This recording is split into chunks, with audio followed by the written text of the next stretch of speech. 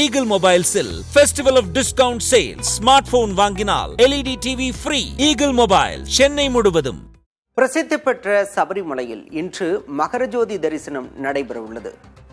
இது தொடர்பான தகவல்களோடு செய்தியாளர் ரமேஷ் கண்ணன் இணைந்திருக்கிறார்.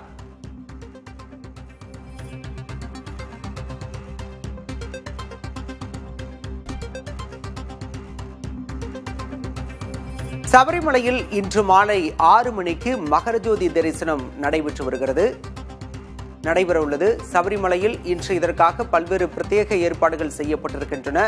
பொன்னம்பலமேட்டில் 3 முறை மகரஜோதி தரிசனம் தெரியும் என பக்தர்கள் நம்புகின்றனர். இந்த நிலையில் இதற்காக பல்வேறு ஏற்பாடுகளை தேவசம் போர்டு எடுத்திருக்கிறது. விவரங்களோடு செய்தியாளர் ரமேஷ் கண்ணன் இணைந்திருக்கிறார். ரமேஷ் கண்ணன், இன்று கிட்டத்தட்ட வழக்கமாகவே 1 லட்சம் பக்தர்கள் குவிவார்கள் என்று கேரள மாநில அரசு தெரிவித்திருக்கிறது. அங்கு என்ன மாதிரியான பாதுகாப்பு ஏற்பாடுகள் எல்லாம் செய்யப்பட்டிருக்கு? இப்போ கூட்டம் எந்த அளவுல இருக்கு? பாலா, பிரசித்தி பெற்ற சபரிமலையில் இன்று மாலை பிரதான மகரஜோதி தரிசனம் நடக்கிறது. இதற்காக மலர்களாலும் மலர் தோரணங்களாலும் சபரிமலை முழுக்க அலங்கரிக்கப்பட்டிருக்கிறது. ஏடிஜிபி ஸ்ரீஜித் தலைமையிலான போலீசார், அதாவது 11 டிஎஸ்பிகள், 35 இன்ஸ்பெக்டர்கள் உட்பட 2000க்கும் மேற்பட்ட போலீசார் பாதுகாப்பு பணியில் பணியமர்த்தம் செய்யப்பட்டிருக்கிறார்கள். போலீசாரோடு மத்திய ராணுவ படைகளான விரைவு அதிரடிப்படை மற்றும் தேசிய பேரிடர் மீட்பு படை குழுக்களும் உதவ தயாராக இருக்கிறார்கள். இது தவிர பக்தர்களுக்கு தேவையான மருத்துவம், சுகாதாரம், போக்குவரத்து, உணவு, குடிநீர் என அனைத்து துறைகளும் முடுக்கிவிடப்பட்டு மகரஜோதி தரிசனத்திற்காக தயார் நிலையில் இருப்பதாக தேவஸ்வம் போர்டு தலைவர் ஜெயக்குமார் ஐஏஎஸ் தெரிவித்திருக்கிறார்.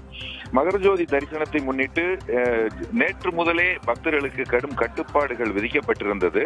நேற்று ஆன்லைன் முன்பதிவு 70,000 35,000 இன்று அந்த முன்பதிவு 30,000 குறைக்கப்பட்டிருக்கிறது. இருந்தாலும் கடந்த 3 நாட்களுக்கு மேலாகவே சபரிமலை சென்ற பக்தர்கள் அனைவரும் சபரிமலை மற்றும் சுற்றுப்புறங்களில் உள்ள மலைகளில், அதாவது மகரஜோதி தெரியும் மலைகள் எங்கும் முகாமிட்டு குடில்கள் அமைத்து அங்கு காத்திருக்கிறார்கள். லட்சக்கணக்கான பக்தர்கள் தரிசனம் செய்யும் இந்த மலைப்பகுதி முழுக்க போலீஸ் பாதுகாப்பு ஏற்பாடுகள் தீவிரப்படுத்தப்பட்டிருக்கின்றன. இந்த மகரஜோதியை முன்னிட்டு திருவாபரணங்கள் இன்று மாலை பம்பை வழியாக, அதாவது பெருவெளிப்பாதை வழியாக வந்து பம்பையிலிருந்து மலையேறி சபரிமலை சன்னிதானம் வந்தடையும்.